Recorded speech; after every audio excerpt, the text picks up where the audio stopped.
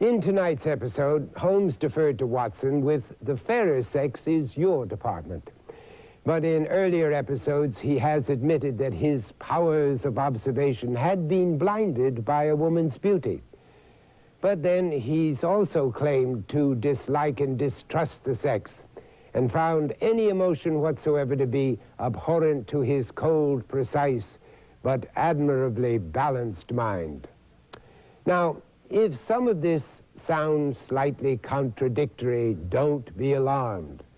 The Sherlock Holmes adventures here are subject to frequent inconsistencies, which even an elementary reading will uncover.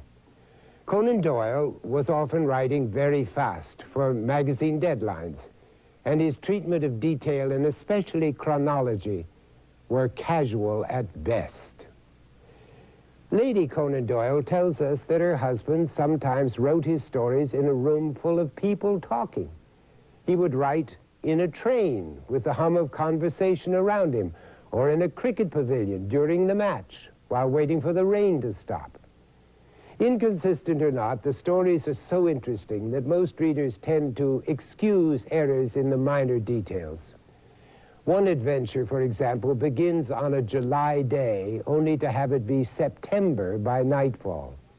In some stories, Watson's war wound is in his leg, in others, it's in his shoulder. Occasionally, the good doctor calls his landlady Mrs. Turner, even though that's not her name. Perhaps he's confused because of his own indefinite marital status. You see, scholars continue to examine conflicting references to Watson's having been married once, twice, or possibly 3 times. Fans also try to fill in the gaps, which Conan Doyle seems to have left in particular areas. What was the precise layout of the rooms in Holmes's Baker Street flat? Was Holmes illiterate? And if he could read, why did Watson always have to read aloud to him all of the letters and telegrams? If he was such a poor marksman, as he tells us, how could he shoot a perfect replica of Queen Victoria's insignia into his bedroom wall? Well, the list goes on, and the 60 stories which make up the Holmes saga continue to be the object of undiminishing affection and tireless research. English and American devotees alone have managed to compile Sherlock Holmes glossaries, encyclopedias, iconographies, almanacs, songbooks.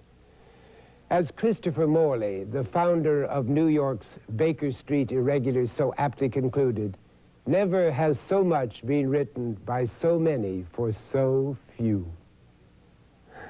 Until next time, when Holmes tracks down the man with the twisted lip, I'm Vincent Price. Good night.